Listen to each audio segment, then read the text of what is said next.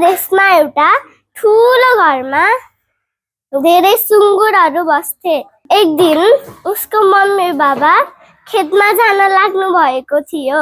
उनीहरूले ढोका लगाएर बसे।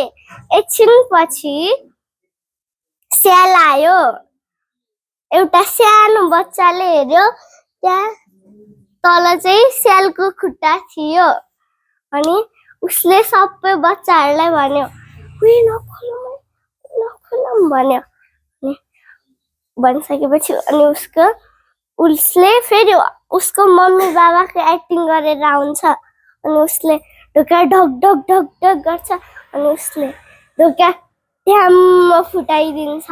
अनि उसले सबै सुँगुरलाई खाइदिन्छ।